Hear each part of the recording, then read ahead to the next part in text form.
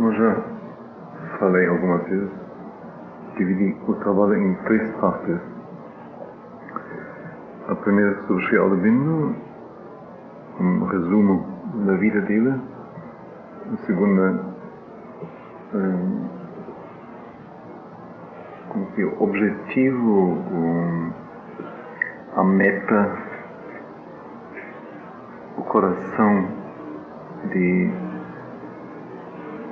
sua visão do mundo e da existência humana, e com isso vamos ver a sua missão mesmo.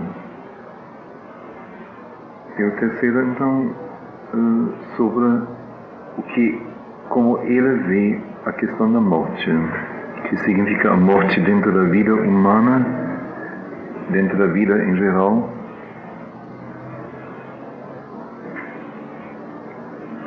E a razão de fazer essa subdivisão é justamente, se falar só sobre a sua visão da morte, faltaria a compreensão plena, por isso somente se vê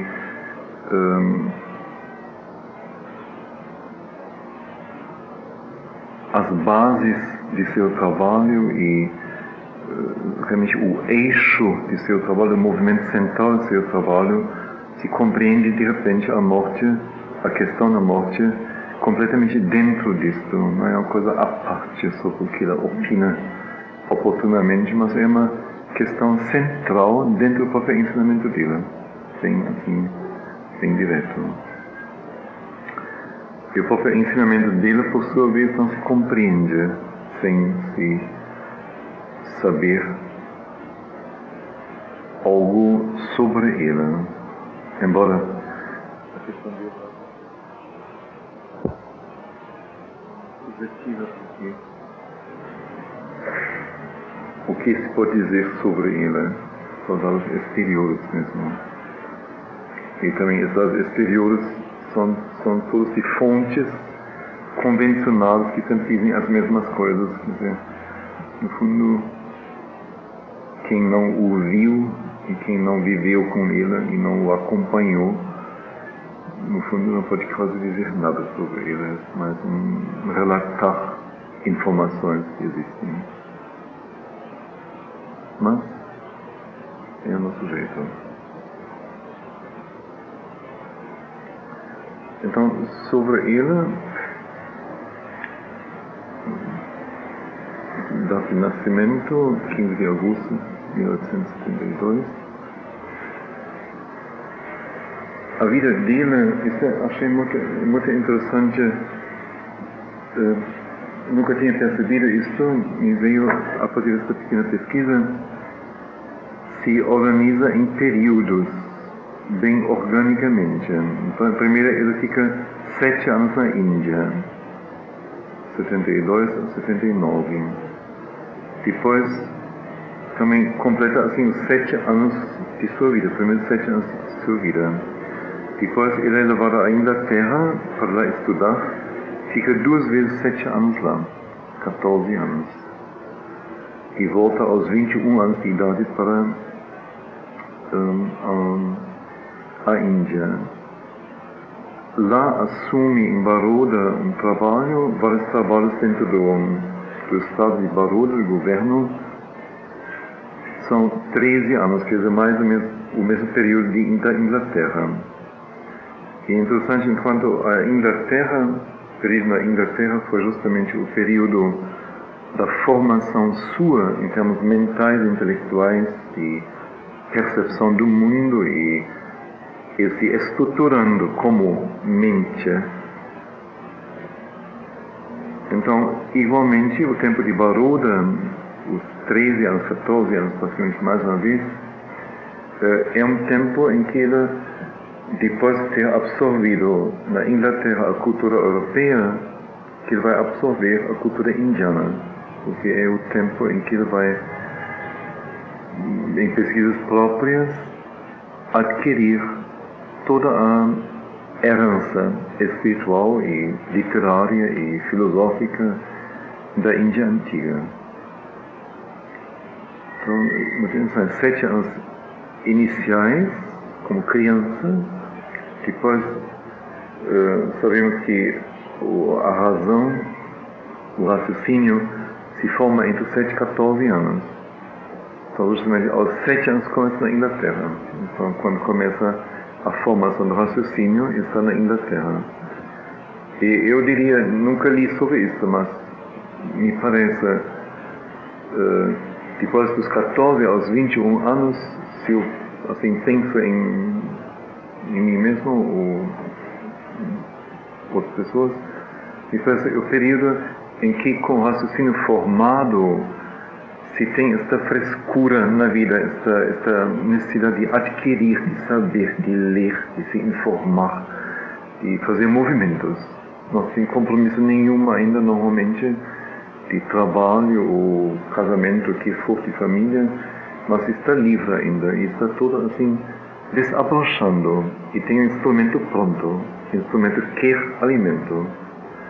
Então, interessante, não é? Ele então, enquanto o raciocínio se forma, está na Inglaterra e com o raciocínio formado 14 a 21 anos, outra vez, o período da aquisição básica da bagagem intelectual de vida está lá também.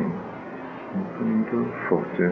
E logo mais 7 anos em seguida, 6, 7 anos, continua esta formação agora do lado da Ásia, do lado da Índia. Então, depois da Europa, agora a Índia. Então, é um quadro completo, assim, muito forte, muito bem equilibrado. E aí as coisas se ultrapassam, ou se sobrepõem, melhor, se sobrepõem mutuamente. Porque enquanto está em Baroda, e depois vou dizer assim mais concretos o que ele fez lá, etc. Mas enquanto está em Baroda, ele começa nos últimos 4 anos a fazer política. Secretamente, a sua posição como professor de colégio e vice-diretor de colégio de Baroda não lhe permitem ele fazer isso oficialmente, publicamente. E continua depois mais 4 anos em Calcutá e depois em Chandranagore. Quer dizer, mais 7 anos praticamente, mais um período mais ou menos do mesmo tamanho, agora para a política, mas isso já se sobrepõe sobre o período da autoformação na Índia, não? Com a cultura indiana. E justamente que o move para a política é a vontade e a necessidade de ajudar seu país, seu povo. Então as coisas assim, muito organicamente, muito logicamente, muito proporcionalmente se colocam na sua vida.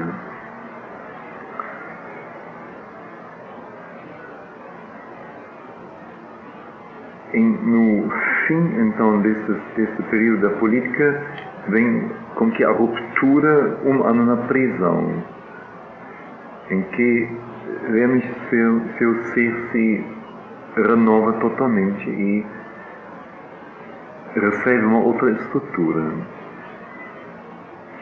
E depois de sair da prisão, ele ainda durante 1 ano, assim como que está sob a força de tudo que foi começado antes e correu antes, tenta mais uma vez a política, mas sem ser bem sucedido, e vendo mesmo que não é mais a hora para isso, e depois é Pondicherry, aí 40 anos. Então é interessante, somando o primeiro período da 2034, 37 anos. 37 primeiro e 40 depois. Metade. Então, assim, uma vida extremamente bem equilibrada, extremamente bem construída em termos de período. Achei isso, assim, muito interessante. Muito forte.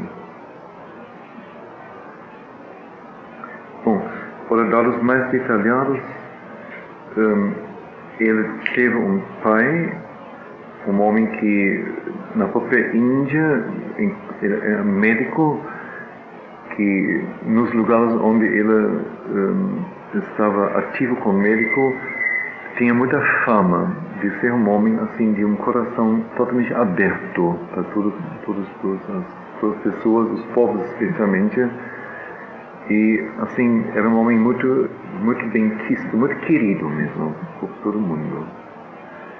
Ora, eu tinha estudado na Inglaterra, o pai de Aurobindo, e ficou impressionado lá com o desenvolvimento da ciência, da tecnologia que começou na segunda metade do século passado, começou lá, mas tudo justamente a partir da segunda metade do século passado, as coisas começaram, todo o progresso industrial e primeiras coisas de psicologia, mas bem remotas ainda, ciência especialmente, tecnologia também. E como a Índia estava inteiramente presa à sua própria tradição, muito tradicional, super tradicional e super presa à tradição, a uma estrutura dada e conservada durante milênios, e como ao mesmo tempo os ingleses prenderam toda a iniciativa para algum acordar da alma indiana. Então, com toda razão, ele e outros intelectuais da época que estudaram na Europa achavam seu país atrasado e quiseram por tudo que isso não continuasse assim. Mas, em vez de fazer uma revolução, então usaram assim meios que no fundo não levam a nada. Então, por exemplo, na casa de Aurobindo, só se falava inglês, não se falava nenhum dialeto indiano, nenhuma língua indiana. E sua babá, não sei se foi uma alemã ou uma francesa ou uma inglesa. E como menino, ainda pequeno, ele foi colocado também numa escola corrida por freiras inglesas, de modo que já na Índia ele foi como que mantido o mais longe possível da cultura indiana. E quando ele foi levado com mais 2 irmãos para a Inglaterra para estudar lá, então o pai assim proibiu determinantemente, deu ordem que ele não se relacionasse com nenhum indiano, que não fizesse nenhum contato com a cultura indiana, de maneira alguma. Isso ficou então uma proibição que se realizou durante os 14 anos. Embora no fim dos 14 anos o Aurobindo já começou a participar de um grupo de estudantes, grupo político de estudantes, Lotus e Espada e Lotus. Lotus, a flor espiritual da Índia, Espada, então, revolucionariamente trabalhar contra o regime inglês. Mas era uma coisa, naturalmente, mais de estudantes e mais dentro da própria Inglaterra. Na Inglaterra, ele primeiro ficou na casa de um reverendo, já uma pessoa mais idosa, uma pessoa de muito conhecimento, que então, em vez de ele ir à escola, ele teve as suas aulas na casa desse reverendo com ele próprio.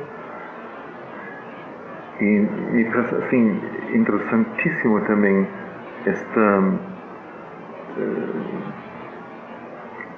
este mexer do destino, não? Colocar para Sri Aurobindo uma educação protestante da mais rígida estrutura.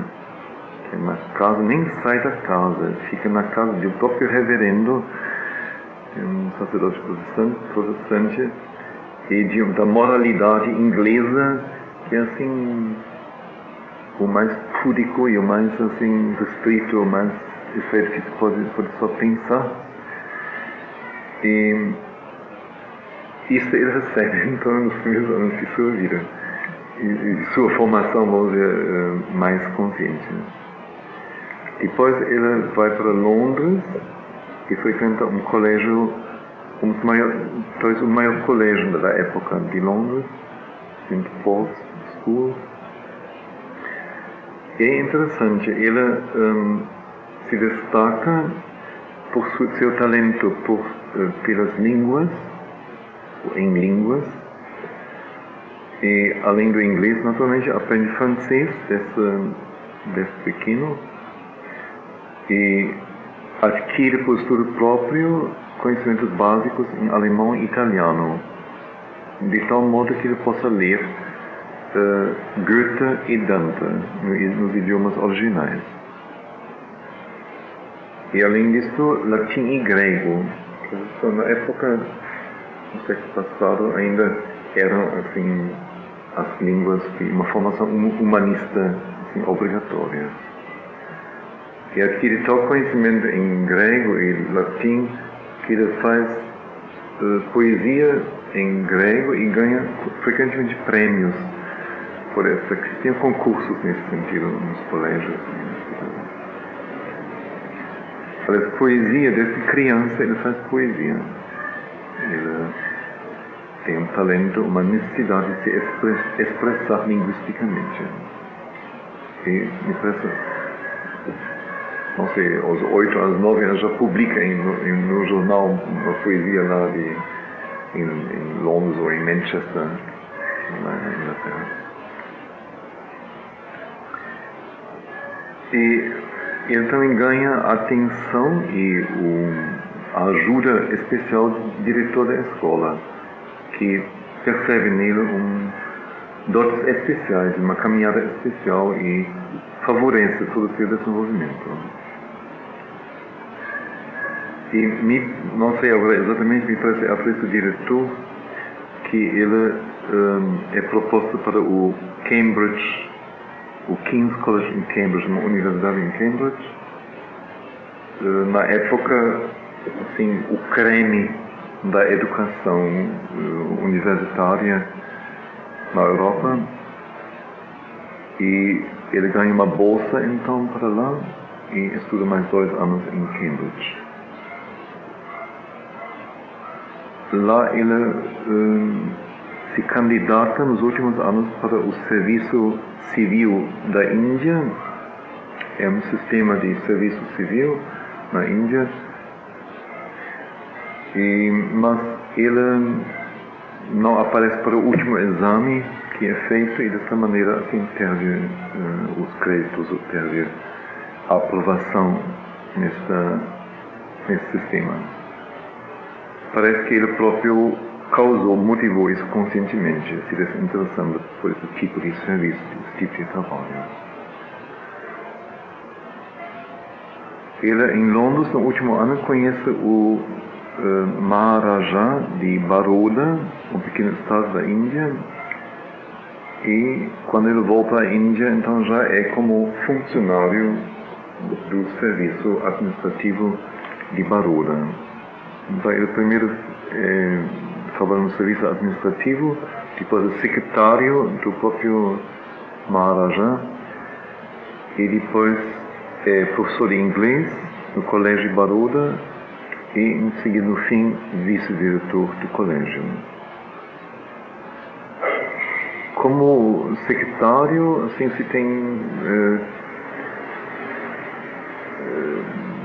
depoimentos de que ele não foi um secretário muito fácil para o seu regente, porque ele tinha muita consciência de si, tinha muita facilidade em tudo que é língua e expressão linguística, então fez assim conferências e cartas assim, magníficas, não, para o seu chefe. Mas também deixou-o sentir que foi ele que fez. Então houve assim algumas coisas entre eles, parece que no fim levaram assim a uma separação amigável. Ele então ficou como professor de inglês no colégio, não mais como secretário. Como professor, ele foi extremamente querido pelos alunos, assim, um professor assim, admirado e assim, não só admirado, mas querido mesmo por todos os alunos.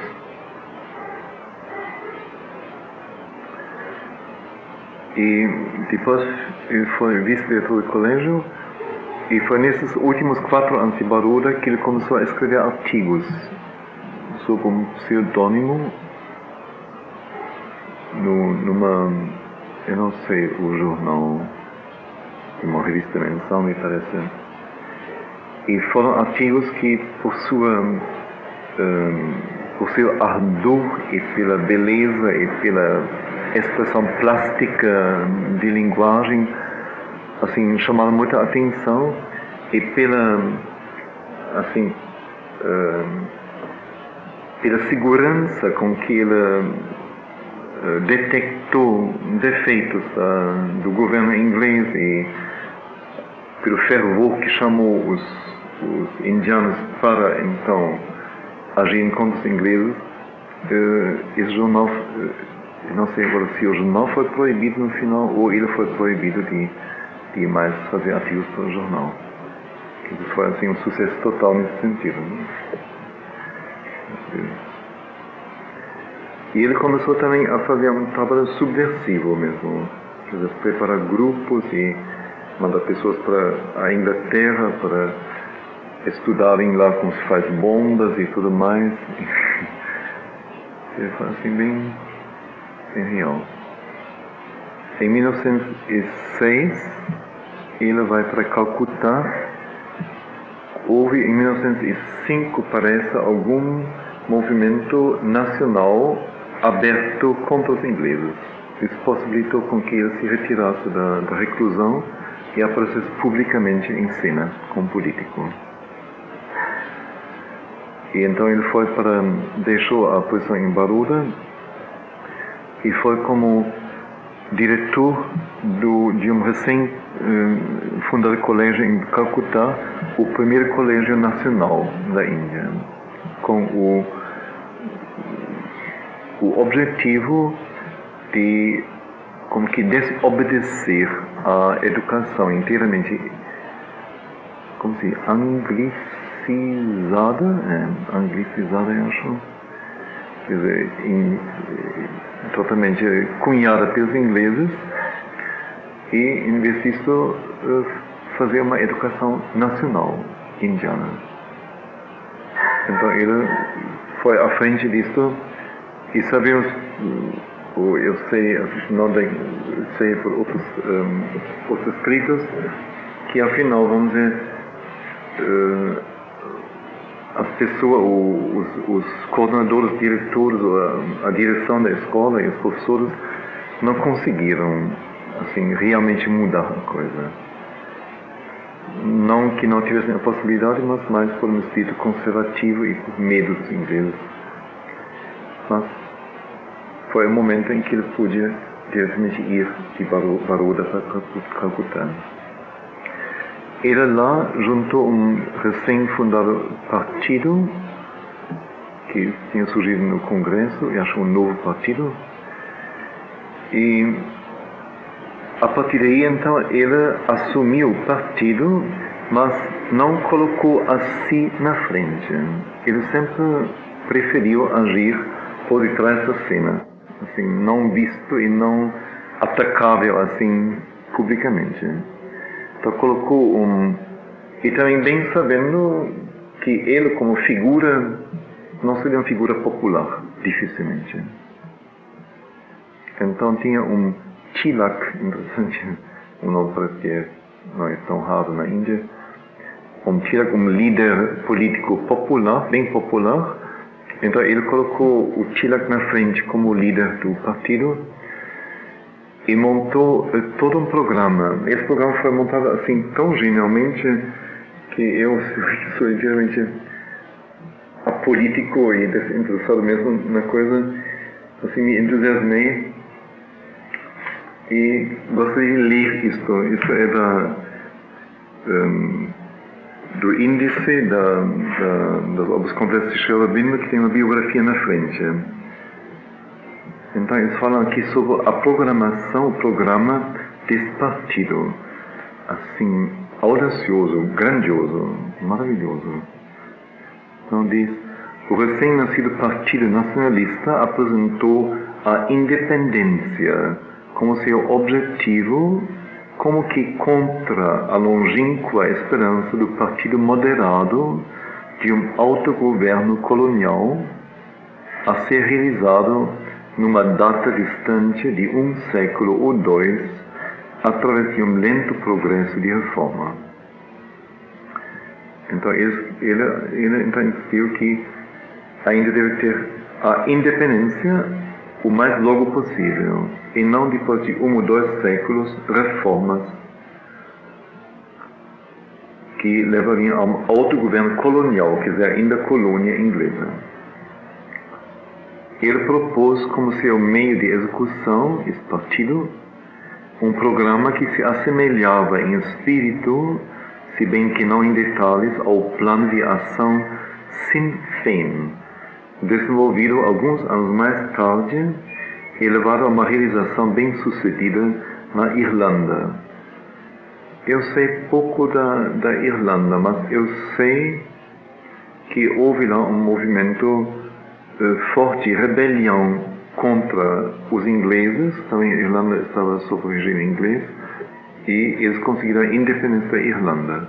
Foi uma coisa sangrenta, foi assim uma coisa de muito sacrifício, mas eles se tornaram independentes.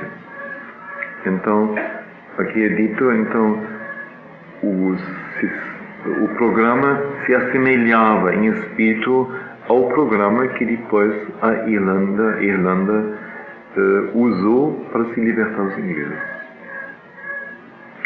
O princípio desta nova política era autoajuda. Ela almejava, de lado, uma organização efetiva das forças da nação e, de outro, professava uma completa não cooperação com o governo inglês.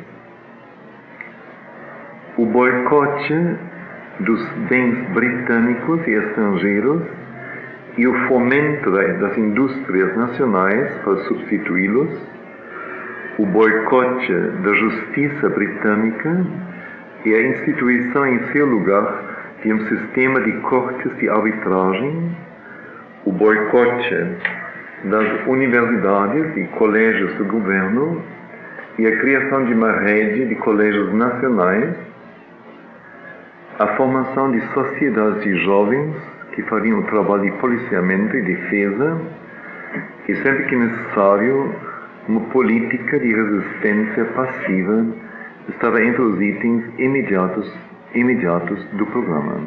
Os itens imediatos. Sr. Aurobindo esperava tomar o Congresso e fazer dele o centro diretivo de uma ação nacional organizada, Estado informal dentro do Estado, que levaria adiante a luta pela liberdade até que ela fosse ganha. Ele persuadiu o partido a assumir e financiar como órgão reconhecido seu o recém-fundado diário Bande Mataram, um jornal diário do qual ele era, nessa época, editor executivo.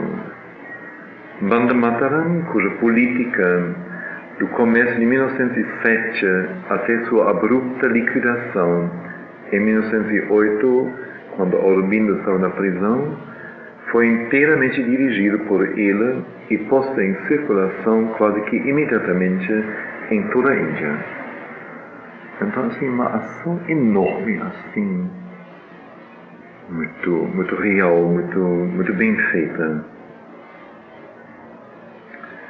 Durante sua breve, mas significativa existência, Bande Mataram, esse jornal, mudou o pensamento político da Índia, que desde então preservou fundamentalmente, mesmo em meio a seus desenvolvimentos posteriores, o cunho dele recebido.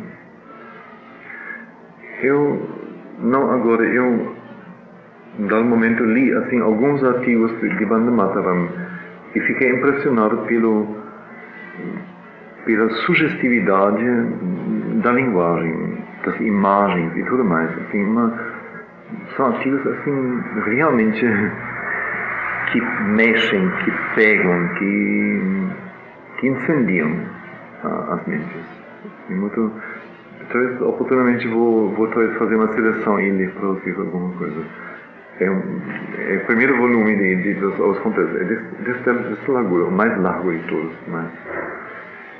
Mas a luta iniciada nessas diretrizes, se bem que veemente e cheia a luta de acontecimentos e repleta de importância para o futuro, não durou muito na época, pois o país estava ainda verde para um programa tão audacioso. Quer dizer, até um certo ponto ele pôde ir com isso, mas como que só colocar a luz aí, mas não pôde já realizar as coisas todas.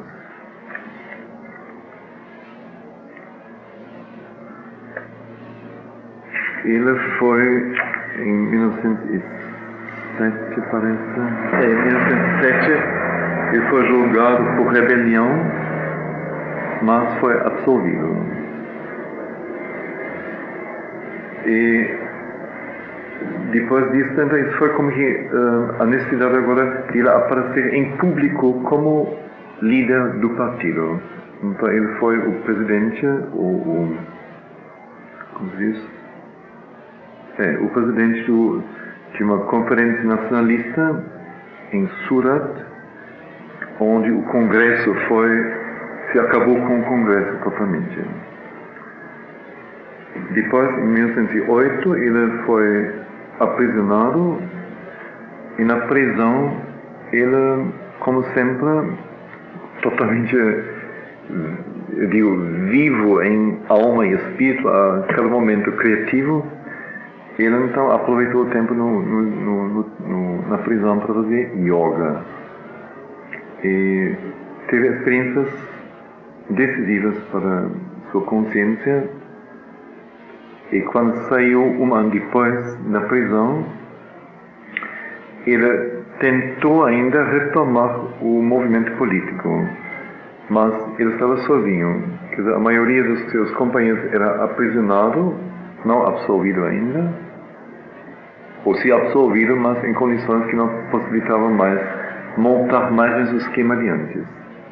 Então ele lutou assim sozinho na frente do Partido Nacional, mas sem mais ter a equipe, sem mais ter o fortalecimento por uma companhia adequada. Publicou 2 jornais ainda, semanais, o Karma Yogi e o Dharma, interessante, um jornal em Bengali, que é no dialeto da Índia, lá de Calcutá. E depois viu que não era a hora para a Índia chegar à sua independência já e não através dela. Então isso percebeu claramente. Então resolveu retirar-se da cena política. Foi para uma cidade na Índia francesa, Chandranagora, e lá recebeu um Adesh. Adesh é um comando interior. E então bem diferente de nós, não? Quando a gente assim alguma coisa fala dentro da gente, então a gente assim ouve, fica curioso e pensa e fala com um amigo ou lê um livro, então, ou não sei, ou aguarda mais uma vez se fala não sei o quê. E eles vão ver, ao que me parece, não sei se isso é exagerando, mas acho que não. Ele recebeu a Adesh, vamos dizer, às 11 horas da noite, e a 1h da madrugada estava no navio que o levou para lá, onde o Adesh queria que ele fosse, Pondicherry. Então, isso é bem Sri-Aurobindo, é a mesma qualidade que a mãe tem, não? Que não deixa nada se entrepor entre uma percepção de consciência, a vida e a execução dela, tudo direto. Talvez deva ainda relatar sobre a sua experiência em yoga, ele teve, num dado momento,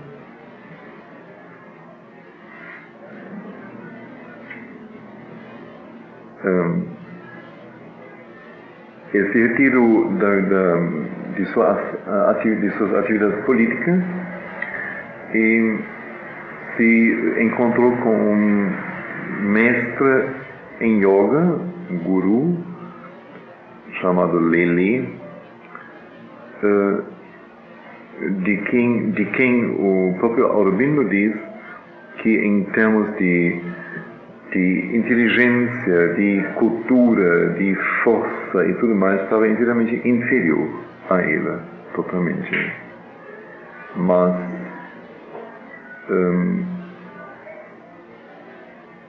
que, no entanto, possuía conhecimento e prática e tinha chegado a realizações em yoga. Então se encontrou com ele e recebeu uma iniciação, e foi dentro de pouquíssimo tempo, de 1 dia, 2 dias, até lá onde a maioria dos yogis nem chega. Quer dizer, uma realização direta das realizações mais difíceis, ou mais complexas, mais grandes do yoga. E no fim, então, dos 3 dias, o Lele disse a ele que ele não deveria mais procurar ninguém para receber orientação, mas entregar-se ao guru dentro dele. Não teria mais necessidade de outra coisa.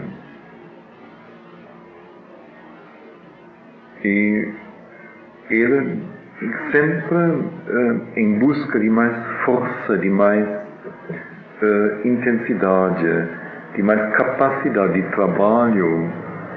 Ele sempre fez yoga durante esses anos para poder trabalhar melhor na libertação do seu país. E teve resultados assim estupendos, assim extraordinários, não? Eu não sei. Então, quando ele fez seus exercícios de respiração, mas ele fez, então, não sei, 5 horas por dia isso, não só 10 minutos de manhã. Então, depois disso, ele escreveu, não sei, dentro de 1 hora, 200, 300, 400, 500 versos de poesia, assim, de primeira, diretamente, sem nenhum obstáculo, assim, uma rapidez incrível. Quer dizer, ele percebeu o poder que o yoga dá à mente e à força.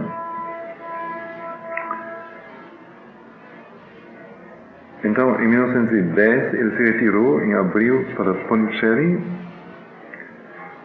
sem saber que ele ia ficar lá até o fim da vida, pressupondo que seria apenas um estágio, o próximo estágio, mas não o final já. Lá em Pondicherry, ele foi inatingível pelos ingleses, porque ele era uma colônia francesa, e recebeu algumas vezes convites para novamente reassumir a presidência do Congresso e, de alguma maneira, participar da política da Índia. Assim, convites não só formais, mas mesmo com, não sei, com o trem que o ia levar para lá, etc. Quer dizer, todo um movimento para colocá-lo outra vez em ação e pegá-lo mais uma vez. Ele tinha-se decididamente retirado. Para ele, isso acabou inteiramente. Então, ele não reagiu a tais convites, ou só negativamente. Alguns companheiros da política estavam com ele, inicialmente, uns 4, acho, considerados como discípulos. Ele primeiro se retirou inteiramente e trabalhou consigo só, inteiramente, e não sei se posso dizer criou, não é a palavra certa, mas forjou, construiu, viveu o que depois eu chamaria o yoga integral. Eu depois falarei sobre o yoga integral para fazer sentir o que é. Isto tudo então numa total solidão, numa total reclusão, numa dedicação exclusiva. Em 1914, a mãe chegou lá,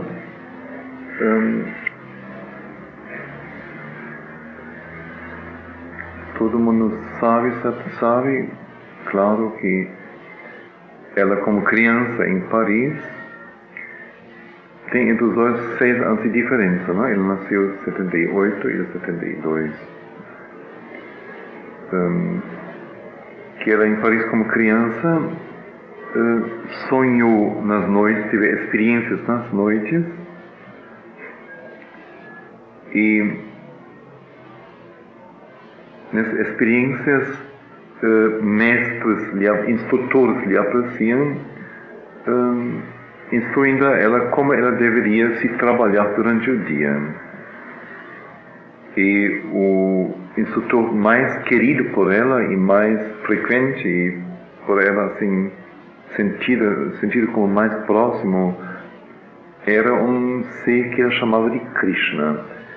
Ela não sabia quem era Krishna como criança, nunca tinha ouvido falar disso, mas o nome que lhe veio era Krishna. E ela depois ela estudou pintura, música. Ela primeiro não aprendeu a escrever e a ler, não quis. E a partir de um dado momento com 8 anos me parece de idade, a partir de alguma observação de seu irmão sobre seu estado mental, ela resolveu assumir isso e dentro de poucos meses, então, recuperou tudo e escreveu e leu perfeitamente. Ela foi uma pintora na época conhecida e que tinha boa fama, por assim dizer. É interessante que conheceu Cézanne e Rodin pessoalmente. Ela nasceu em Paris e viveu lá no primeiro tempo. Casou primeiro com um pintor mesmo, depois se separou dela. E seu segundo marido era Paul Richard, um comerciante, um negociante. Mas um negociante não por vocação, mas uma pessoa que tem uma vocação muito mais no campo intelectual e espiritual até. E ele foi, não sei agora o ano, me parece em 1912 ou por aí, 12, 13, para a Índia, para a Ásia, percorrendo a Ásia, e tinha o secreto, intento interessante, de querer encontrar um mestre, quer dizer, o potencial de consciência, de conhecimento na Ásia, onde ele sentisse que esta pessoa seria decisiva para o desenvolvimento do mundo, que dessa pessoa partiria algo para o mundo inteiro. E quando encontrou Sri Aurobindo, sentiu que tinha encontrado a pessoa. Então foi ele que motivou Sri Aurobindo a publicar o Arya, a revista, uma revista mensal, que ele publicou por 6 anos e meio, sozinho, começou em 1914, mas como a Guerra Mundial impediu que o Paul Richard ajudasse no jornal, então ficou por conta de Sri Aurobindo só. E foi nesse jornal que ele publicou as suas obras principais, escrevendo, são 60 páginas por mês, para a síntese do yoga, a vida divina, o ciclo humano, ensaios sobre a Gita, etc. Quer dizer, todas as obras grandes dele foram escritas para o jornal em sequência, por 6 anos e meio, sem parar. Mas também uma coisa assim, muito diferente de tudo que se conhece. Bom, então quando a polícia voltou para a França, contou naturalmente a Mira, sua esposa, a mãe, sobre o que tinha acontecido. E ela estava estudando certos problemas esotéricos, espirituais, de ocultismo, e começou a se corresponder com Sri Aurobindo sobre certas questões. E um deles era o significado do lótus. E se sentiu motivada pela correspondência conhecê-lo pessoalmente. Então, os dois planejavam uma segunda viagem para a Índia em conjunto, o Paul Richard e a Mira. Junto. Em 1914, então, houve encontro entre Sri Aurobindo e a mãe, Mira Alfassa na época ainda, e foi um encontro histórico, que foi uma total identificação em espírito e gênio e força e poder e luz. E ela sabia que seu lugar seria ao lado de Sri Aurobindo. Ela depois tem que voltar por causa da Primeira Guerra Mundial para a França, depois foi para o Japão. Em 1920 deixou a pátria, a família, e foi para Pondicherry.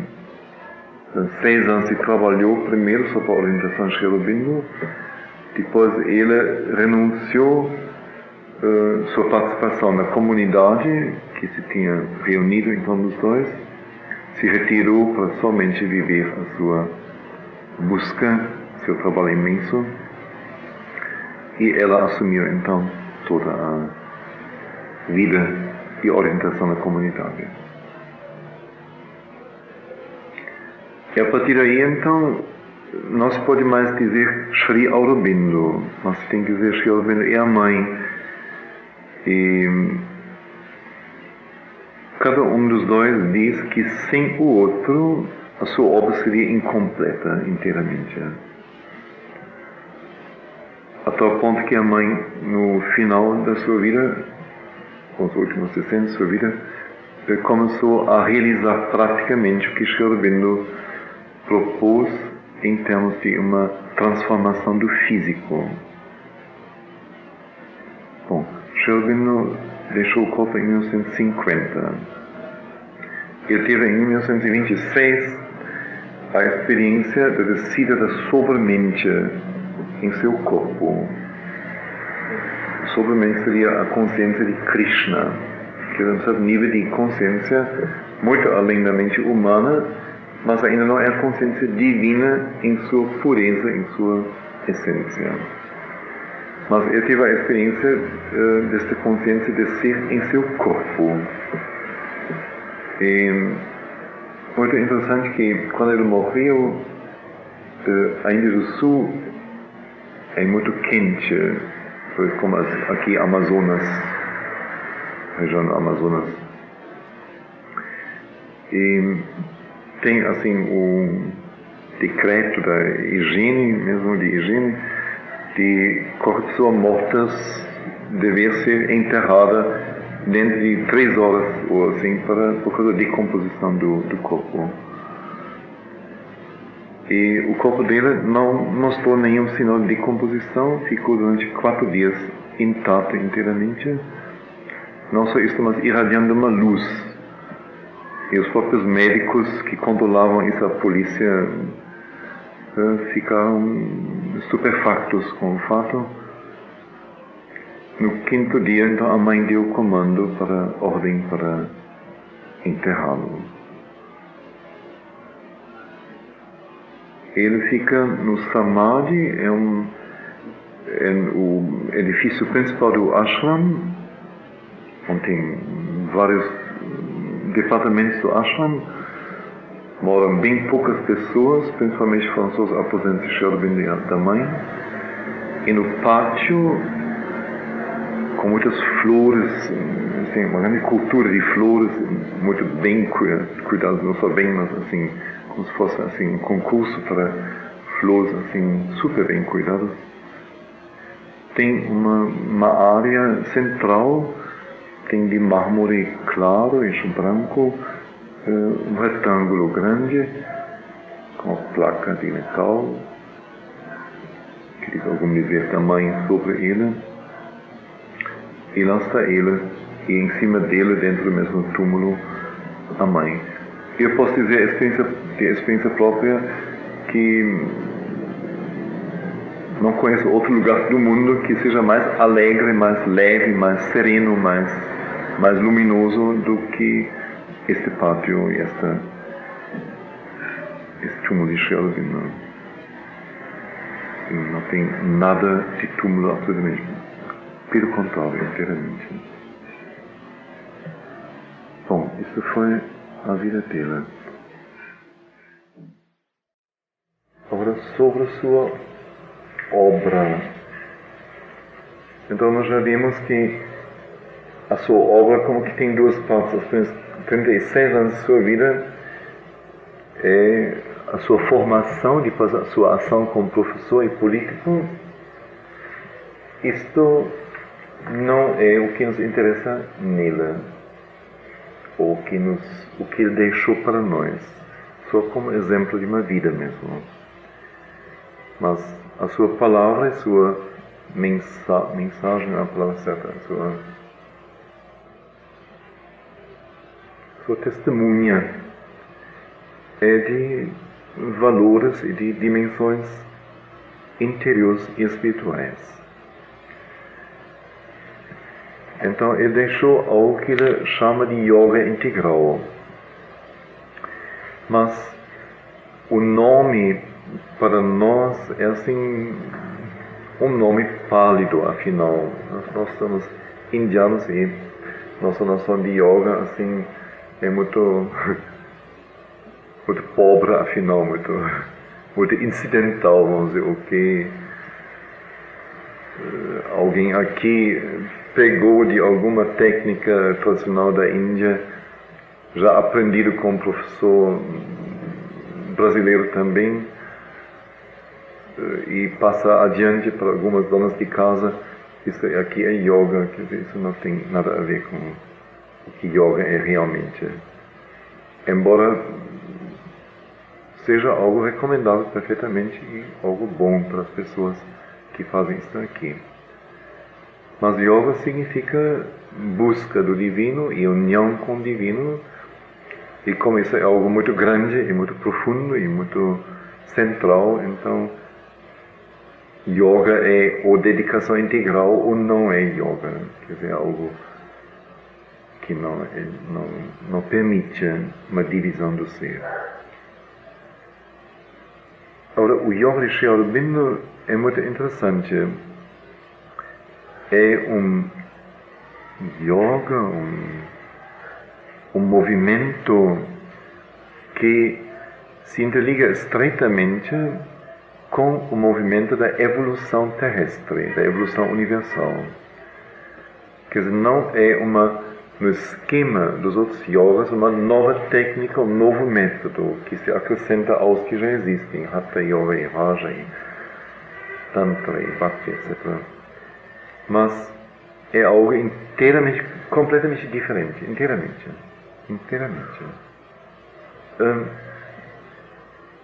Na sua própria obra, a questão da evolução universal, a evolução da vida, a evolução da espécie, é um fator e uma presença permanente. Não é uma coisa que a cada momento está aí, e mesmo quando não está diretamente aí, está por detrás. Então é a percepção de que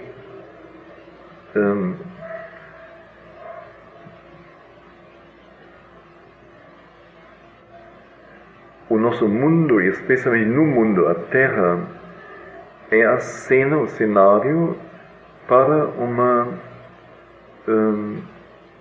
manifestação crescente de consciência. E toda evolução tem que ser entendida assim. que depois de uma inicial como que divisão, queda da própria altura divina ou da própria divindade, como se os poderes tivessem se afastado dele e se voltado contra ele, aparentemente, se colocado numa posição oposta ao próprio divino. Então, depois disso, vamos ver uma primeira involução da divina consciência nesta aparente oposição. E daí, então, a crescente pressão desse poder de consciência envolvido na inconsciência. Então, a inconsciência não seria não consciência, mas apenas uma consciência totalmente envolvida, inteiramente embutida. Então, daqui, pela crescente pressão dessa consciência de dentro, então, a urgência na matéria de transformação. Primeiro, seguindo o ritmo de matéria lenta, de idades, terra se montando e sobre a terra grandes épocas, grandes idades, períodos ocorrendo. E depois, com o surgimento da vida, que seria como que uma primeira vitória da consciência dentro, de criar uma matéria de rápida transformação, de fecunda criação, de transitoriedade, assim, de renovação constante. Então, a partir da vida, então, a rápida e vitoriosa criação de organismos, formas, cada vez mais capazes de conterem, expressarem, manifestar consciência. E nosso corpo, nosso tipo, nosso ser, nossa espécie, então, é, até então, o mais avançado nesse sentido. E nosso destino é sermos, de um lado, da Terra, inteiramente montados e formados por ela, e nosso próprio corpo é isto, e nossa energia vital, nossa mente, e por outro lado, nós só termos dentro de nós esta consciência divina pressionando para que nós a manifestemos, mas podermos ver e perceber isto e consentir ou não com isto. Então, um momento único na história da Terra. Como o yoga é a busca da perfeição em direção ao divino e finalmente a união com o próprio divino, então Sri Aurobindo fala então do yoga da natureza, que a própria evolução ele compreende e chama de yoga. É um yoga não consciente. A natureza não sabe o que ela faz, mas ela sente a urgência e cada movimento dela, quantos movimentos, é sempre um movimento para romper o que existe e para criar algo novo mais capaz de expressão de consciência. Cada vez mais, toda a evolução deve ser vista assim, e é isto mesmo, até chegar a nós.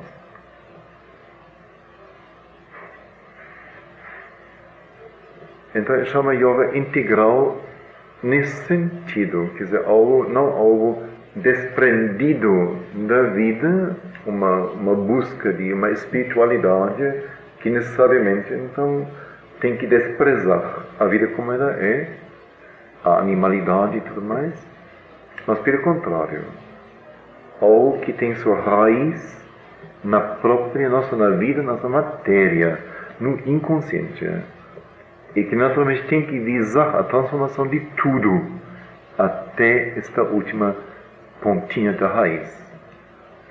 Sem isso não seria um yoga total e integral. E ao mesmo tempo, como ele praticou Hatha Yoga e Raja Yoga e os exercícios de respiração, não sei quantos mais, e se não praticou, mas estudou, se convenceu que cada yoga só trabalha com uma parte do nosso ser. Hatha Yoga com o corpo, Raja Yoga, Jnana Yoga com a mente, Bhakti Yoga com a emoção, Karma Yoga com a nossa capacidade de ação, de trabalho, etc. Então ele achou justamente nessa visão integral que não podia nenhuma parte ser deixada de lado. Que então, em vez de termos yogas parciais, ter um yoga que envolvesse, remoldasse, transformasse todo o ser, sem deixar nada de parte, de lado. Então, sobre isto agora, trechos do próprio Sri Aurobindo. É o objetivo do meu yoga transformar a vida, trazendo para baixo, para dentro dela, a luz, o poder e a beatitude da verdade divina e de suas certezas dinâmicas. Este yoga não é um yoga de um ascetismo que bane o mundo, mas de uma vida divina. Vida divina, outra vez, não é o glorioso reino de Deus cristão sobre a terra, quer dizer, uma coisa que não tem mais nada a ver com a própria terra, mas um paraíso que começa a desenvolver aqui. Mas a mãe estabeleceu uma vez o que se chama divino, de divino. No seu digo de uma coisa, olha, esta coisa você a fez divinamente. Então, se eu digo, você a fez divinamente, quer dizer, ela é totalmente perfeita, ela é bela, ela não tem mácula nenhuma, ela parece ser feita assim como que por espíritos, ela é plena, ela é inteira, ela é sem comparação, ela é o máximo. Então, se eu digo de alguma coisa que é divina, então é isso. Então, divino quer dizer isto, quer dizer, o mais perfeito, o mais verdadeiro, o mais belo, o mais unido, aquilo que não tem comparação, que está além de tudo. Então, a vida divina seria esta, uma vida não mais como a gente se enganando 99 vezes e uma vez acertando a verdade, e depois já de novo ignorante em quantas coisas e submisso a um ciclo de nascimento e vida e morte e a doença e a sociedade e a mil coisas. Mas uma vida livre disto, onde cada um como que voluntariamente é vivo e obedece em toda a sua vida somente ao comando do conhecimento integral do espírito, de uma consciência espiritual, onde não há mais sombra como contraste da luz, mas onde há só luz e luz e luz.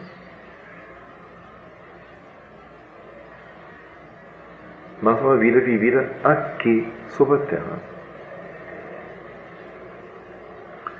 Então meu yoga visa ou almeja uma mudança da vida e da existência, ora, muito importante, ora, não como algo subordinado ou incidental, mas como um objetivo distinto e central. Então, se alguém diz que faz yoga de Sri Aurobindo, e ele como pessoa e a sua vida não se mudam, não se modificam, então ele está enganado. E não está fazendo o yoga de Sri Aurobindo. Como objetivo distinto e central, esse yoga tem a mudança da vida e da existência. Assim, bem decisivo. Logo ele diz mais uma vez, o meu objetivo é a Terra e não os mundos além em prol deles mesmos. É uma realização terrestre que eu procuro e não um voo para cumes distantes. Isso ele não diz porque ele não soube voar. Ele soube voar mais do que qualquer um. E os mundos além ele conhecia perfeitamente. Mas por isso diz, meu objetivo não são os mundos além em prol deles mesmos.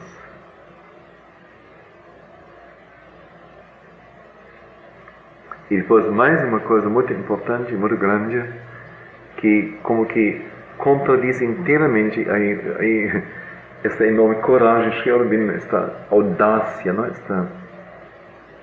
Esta enormidade realmente. Ela é da Índia, que é do país em que a espiritualidade há milênios é tida como algo que isola da vida, que, embora reconhecida por todo mundo, no entanto, afasta a pessoa da vida, deprecia a vida e procura se extinguir para se salvar para dentro do divino. E ele então diz, isto então não em termos sociais ou coletivos, mas em termos individuais. Quer dizer, é como no cristianismo também, que interessa exclusivamente é a salvação da pessoa, de sua alma. Se fala do amor ao próximo, tudo bem, enquanto se está vivo, tudo bem. Mas na hora da morte, nós perguntamos pelo outro, então é só a própria alma que deve ser salva. Então, finalmente, é um egoísmo. Então, ele também não aceita isso. Isso, o objetivo que nós procuramos, ou buscamos, não é uma realização individual,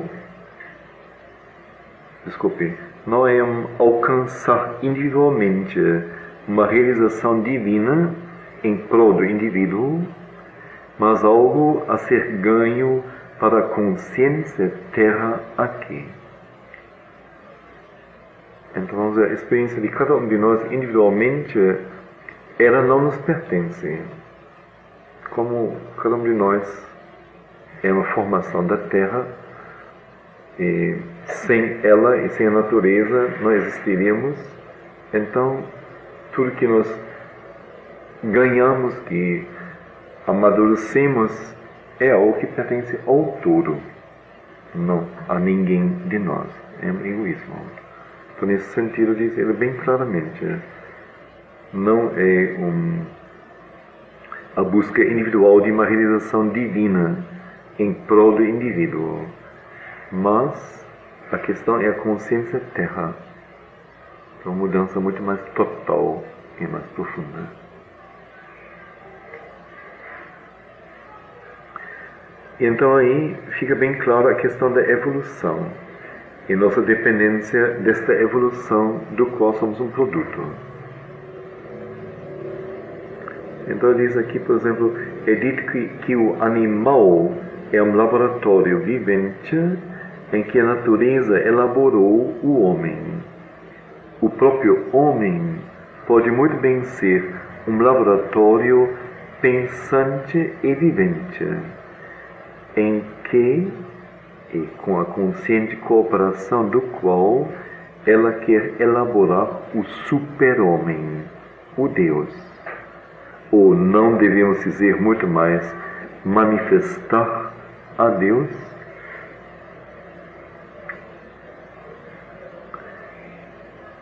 Então, quem sabe um pouco da evolução da vida, afirma assim redondamente e plenamente que naturalmente o animal é o laboratório vivo, vivente, em que o homem foi elaborado. Quer dizer, nossa mão começa com as veias principais de uma folha, não? Ou não sei onde, antes já. E assim por diante. Nosso cérebro tem seus precursores perfeitamente. Não surgiu do nada absolutamente. É toda uma construção ao longo de milênios ou milhões de anos. E naturalmente os animais são a quem devemos nossa existência física mais diretamente, física, vital, mental. E então ele diz, bom, então se o homem surgiu do animal, não surgiu do animal, mas ele é produto de uma elaboração que se fez experimentalmente no reino animal.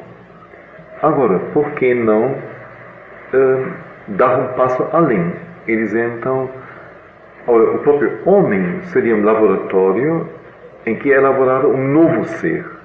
O homem, não, mas então o super-homem. O Deus, quer dizer, um ser dotado de qualidades divinas, de poderes divinos. Então aqui é interessante que ele diz, o animal é o laboratório vivente, quer dizer, dotado de vida, de sensibilidade, de reagibilidade, de uma mente automatizada, instintiva, que faz a orientação na vida, porque a vida é a palavra-chave do animal. Ora, em nós, ele diz, aí é interessante, ele não diz, o homem é o laboratório vivente e pensante, mas diz, é o laboratório pensante e vivente. Quer dizer, o nosso marco não é que tenhamos a vida animal e a sensibilidade animal e uma mente sensorial, instintiva, ou faculdades instintivas na nossa mente. Mas nosso marco, nossa grande coisa é que somos pensadores, que temos esta capacidade única. E aí justamente nós lemos isso ontem, como toda a cultura indiana, desde que isto começou, nós não sabemos exatamente 6.000 anos de Cristo, 5.000 anos de Cristo, trabalha no homem, no sentido ele deve ser mente. E visa criar uma mente que tenha a consciência perfeita do objetivo da utilidade da existência.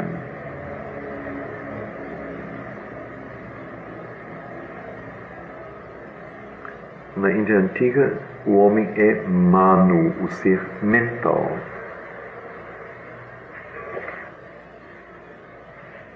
Agora Sri Aurobindo diz, mas mente é somente um termo médio de consciência. Então, consequentemente, o ser mental pode ser somente um ser transitório. Então, se a mente fosse o pico da consciência, então o homem não seria mais um ser transitório. Mas se a mente é um termo médio e o homem é o ser mental montado sobre a mente, então óbvio que o ser mental pode ser somente um ser transitório. Se então o homem fosse incapaz de exceder a mentalidade, chegar a graus mais altos de consciência, então ele tem que ser ultrapassado e a supramente, e o super-homem tem que se manifestar e assumir a liderança da criação. Mas se sua mente for capaz de se abrir àquilo que a excede, então não há razão nenhuma porque o próprio homem, não deveria chegar a uma super-humanidade, ou pelo menos oferecer sua mentalidade, vida e corpo a uma evolução daquele termo maior do espírito manifestando-se na natureza.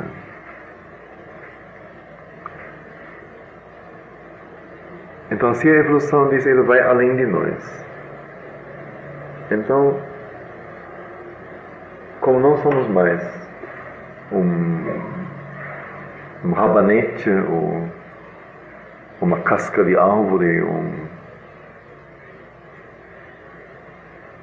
uma louva-a-Deus, ou não sei o que for, um patinho, um cavalo, que só podem como que sofrer a sua existência, porque não podem decidir nada sobre ela. Então em nós isso não é mais o caso. Nós temos o poder, a capacidade para o poder de decidir sobre nossa vida e pessoa e existência. Então, percebendo que a evolução quer ir além da mente, então o lógico é nós tentamos buscar, pesquisar, buscar, indagar, procurar o que existe em termos de consciência além da mente e ver como adquirir isto, como nos abrir a isto, como chegar lá. Tanto quanto nos for possível. Então ele diz, se o homem for incapaz de fazer isto, não por estar preso mentalmente, mas por estar acomodado, por estar dormente, por estar preguiçoso, por estar rotinizado, por não querer nada, na verdade, que incomode a sua segurança de vida.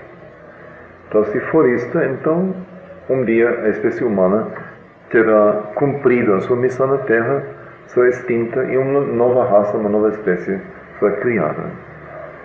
Ora, se nós fôssemos capazes,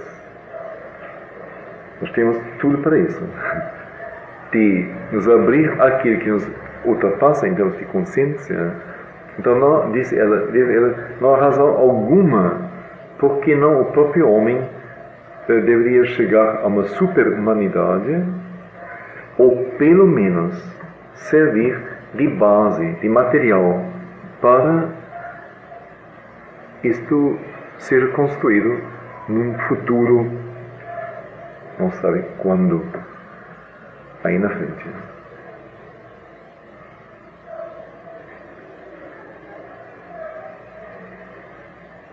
Então caiu o termo supramente, não foi? Falou de, se o homem tem que ser ultrapassado, então supramente, o super-homem tem que se manifestar e assumir a liderança da criação.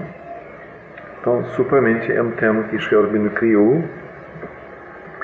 Então, assim, só um trecho sobre isso, só para dar alguma pálida, remotíssima ideia. A supramente é em sua própria essência uma consciência verdade. Uma consciência sempre livre da ignorância, que é o fundamento de nossa existência natural, evolucionária presente, e da qual a natureza em nós, da ignorância, está tentando chegar ao autoconhecimento e conhecimento de mundo, e a uma consciência certa e ao uso certo de nossa existência no universo. Então tem os dois termos, vamos dizer, a consciência verdade e a ignorância. O fundamento de nossa existência evolucionária, natural, presente, é a ignorância. Este mundo é um mundo de ignorância. Nós buscamos conhecimento, mas não possuímos. E quando possuímos é sempre precariamente. A supramente, porque ela é uma consciência verdade, tem este conhecimento que a natureza, através de nós, procura e busca, tem esse conhecimento inerente em si. A supramente é o grau de existência além de mente, vida e matéria, e assim como mente, vida e matéria se manifestaram sobre a Terra, assim também deve a supramente, no inevitável curso das coisas, seguindo o movimento evolucionário, se manifestar neste mundo de matéria, ou da matéria. Então, supramente é consciência verdade, tem todo o conhecimento em si, mas não é algo distante da Terra ou distante do universo, mas é o próximo grau evolucionário, quer dizer, o próximo passo evolucionário foi da matéria para a vida, da vida para a mente, ou da mente para a supramente. Então, se nós fôssemos capazes de nos adaptar ou recebê-la, então podemos servir a ela. Se não, então tem que ser uma outra espécie que trabalha com a supramente, ou sob a luz, a força, o poder da supramente.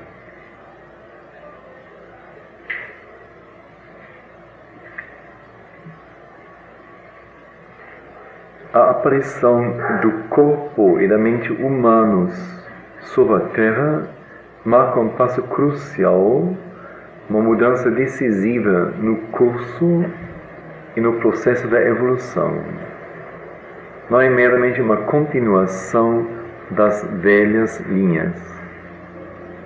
Até então, este advento de uma mente pensante desenvolvida na matéria,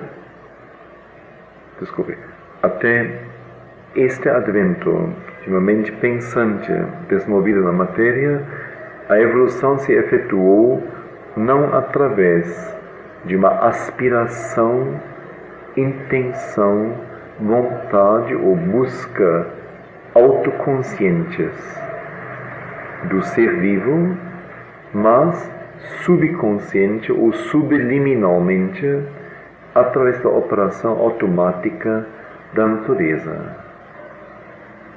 Com a emerção do homem, a evolução agora se tornou consciente e seu método e passos não precisam mais absolutamente ter o mesmo caráter como tiveram quando ela era subconsciente em seu processo. O conhecimento integral, desde que ele tem que resultar de uma mudança de consciência, pode ser ganho através de um processo em que nossa vontade e nosso esforço têm uma parte, em que eles podem descobrir e aplicar seus próprios passos e método. Seu crescimento em nós pode proceder através de uma consciente autotransformação. Então isso é uma percepção assim bem decisiva de Sri Aurobindo e como que a base de sua yoga. Até nós, a natureza prossegue inconscientemente, automaticamente. Para ela criar uma espécie que está um pouco mais avançada que as outras, ela cria 999 são extintas. Uma sobrevive. Quer dizer, as 1000 novas espécies, ou não sei se são 1000, mas 200 novas espécies, são submetidas a testes, a provas, a condições adversas. Aquela que sobrevive vai ser aquela que serve de base para um novo jogo, um novo lance. Então é um jogo assim muito lento, muito vagaroso, muito dispendioso também. Mas ela não tem falta de material. Então ela cria e destrói à vontade. A partir de nós, a coisa é diferente. Com nossa imersão tem a mente pensante. E de repente, a questão da própria evolução se efetuar através de uma aspiração, intento, vontade ou busca conscientes do ser vivo, entra com fator, pela primeira vez. Até nós, tudo é como que contra a resistência do ser. A natureza que impulsiona, a energia evolucionária que impulsiona. A partir de nós, a coisa pode se inverter.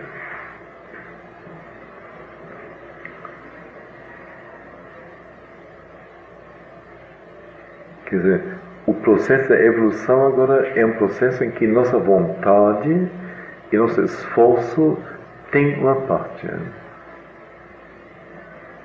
E agora vem a coisa principal aí, assim, estamos no centro do ensinamento de Sri Aurobindo, o crescimento do conhecimento integral em nós, que seria, no momento que alguém de nós tivesse o conhecimento integral, ele seria supramentalizado. Então o conhecimento integral, o crescimento do conhecimento integral em nós pode agora proceder através de uma consciente autotransformação.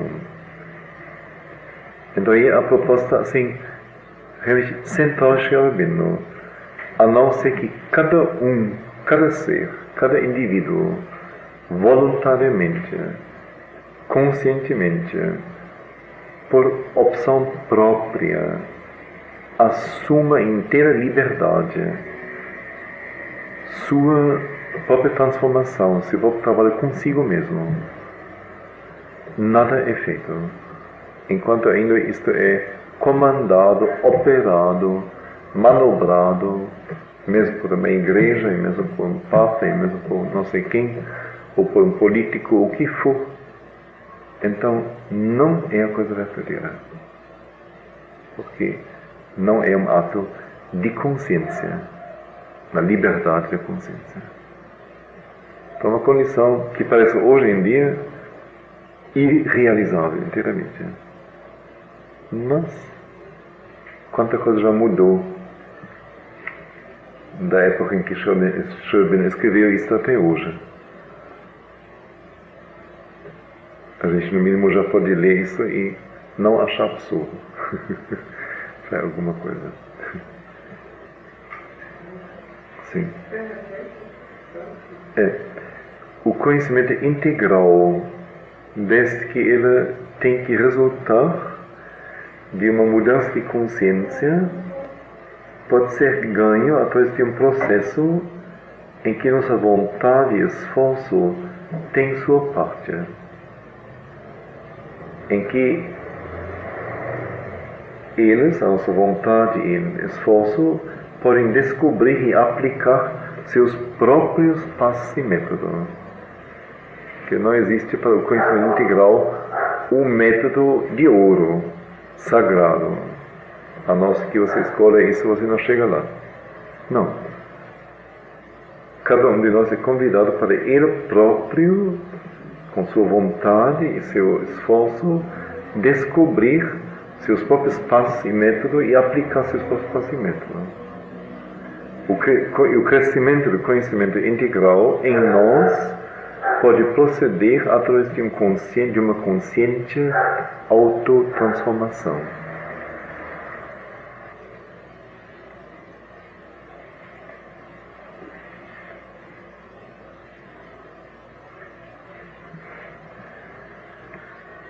Ora, a autotransformação sugere a nossa mente totalmente viciada, inteiramente imbuída com formas antiquadas de pensamento e com conceitos de outrora, que no entanto regem ainda a mente da maioria das pessoas. Quando houve autotransformação, então tem exatamente transformação interior. Então me torna um santo, me torna um anjo, me torna assim, o amor divino, o próprio amor divino, não sei o que. Serei iluminado, o que for. Não. Dizer, é somente, ou pode ser somente através do desenvolvimento de um corpo, ou pelo menos de um funcionamento do instrumento físico capaz de receber e servir uma iluminação mais alta, que o homem se elevará além, acima de si, e realizará não meramente em pensamento, em seu ser interno, mas na vida, uma humanidade perfeitamente divina. Pode ser somente através do desenvolvimento de um corpo, ou pelo menos desenvolvendo um funcionamento do instrumento físico que no momento temos, capaz de receber e servir uma iluminação mais alta, que o homem se elevará acima de si e realizará não meramente em pensamento, em seu ser interno, mas na vida, uma humanidade perfeitamente divina. E logo o seguinte pensamento, aqui na casa já muito citado por mim, Pois para este mundo de forma em que somos colocados para nossa autorrealização, cada coisa tem uma forma, óculos tem forma, folha tem forma, livro tem forma, tábua tem forma, microfone tem forma, nariz tem forma, barra tem forma, lâmpada tem forma, tudo tem uma forma aqui. Nosso universo é um universo de formas físicas. Pois, para este mundo de forma em que somos colocados para nossa autorrealização, nada é inteiramente válido a não ser que se tenha apossado de nossa consciência física e se manifestado nos mais baixos níveis físicos, corpóreos, em harmonia com sua manifestação nos mais altos cumes. Então temos que ver, são as duas coisas, que tanto a realização em termos físicos, materiais mesmo, que depois ele vai falar de células do corpo, mas não só isto. Não é, vamos voltar a estar de bicho agora, esse é um animal divino, mas é simultaneamente, como eu disse, em harmonia com os mais altos cumes. Então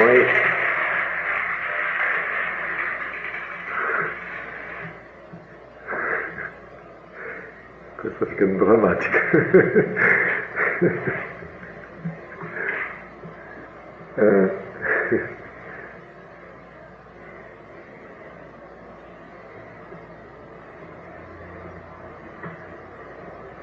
Segundo a Índia antiga, e segundo Sri Aurobindo mais ainda, não existe uma divisão entre matéria e espírito. Isso é um dualismo já superado. Mas a matéria é uma manifestação do espírito em que aparentemente ele é contradito e ele desaparece. Aparentemente só. Então o que nós deveríamos revelar um dia em nossa vida seria possuirmos um corpo material, assim, cumprindo ou realizando esse termo da matéria, com manifestação do espírito, mas um corpo que está em perfeita e rápida, direta harmonia e interligação com o espírito. Quer dizer, uma unidade de ser que abarca os dois extremos. E uma última palavra sobre o objetivo mais geral da obra de Sri Aurobindo. Ele diz: a evolução é uma coisa bem geral, assim, muito oportuna. A evolução tem que ter a qualquer momento um passado com seus resultados fundamentais ainda em evidência, um presente em que tais resultados estão sendo trabalhados num processo de tornar-se em um futuro em que ainda não evoluídos poderes e formas de ser têm que aparecer até que haja a plena e perfeita manifestação. A evolução deve ter a cada momento três fases. Um passado com seus resultados fundamentais ainda em evidência. É claro, hoje em dia ainda existem, em cada um de nós existe o homem pré-histórico, existe o animal, existe o vegetal, existe o mineral, existem os elementos químicos do universo. Está tudo em cada um de nós. E além disso, existe realmente sobre a Terra a todo momento crianças, bebês, animais, vegetais, minerais, homens em estado pré-histórico ainda, etc. Tribos primitivas. Então, os resultados fundamentais do passado estão ainda em evidência, estão sendo vividos ainda. Além do passado, um presente em que os resultados que ela está elaborando estão num processo de tornar-se, processo de avançar. E um futuro em que poderes ainda não evoluídos e formas não evoluídas de ser têm que aparecer até que haja um dia a plena e perfeita manifestação. Esses resultados que ele fala aí no presente tem a ver com os resultados do passado. Que em nós são trabalhados e são encaminhados para o futuro, não é? Porque a dúvida era se é um resultado, claro, que tem que ser chamado, né? Mas se era um resultado assim já do momento, né? Essas são as duas coisas. Os resultados do momento não podem existir sem os resultados do passado. Mas me parece o acento está realmente mais naquilo que agora está se elaborando. Sim, com certeza. Que a questão não seria manter vivo o espírito do passado, mas mais o que este presente pode realizar em termos de transformação, de elaboração, de abertura, de ampliação, de avanço. A primeira parte da citação anterior. Citação anterior Sim, a primeira parte. pode ser somente por esse momento do corpo.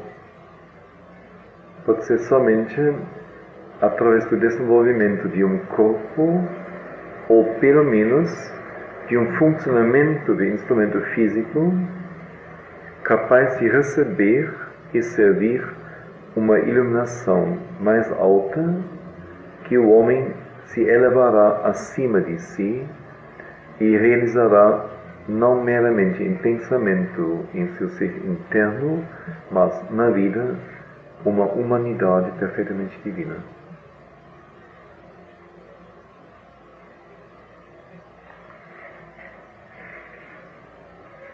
Bom, isso foi a nossa segunda parte.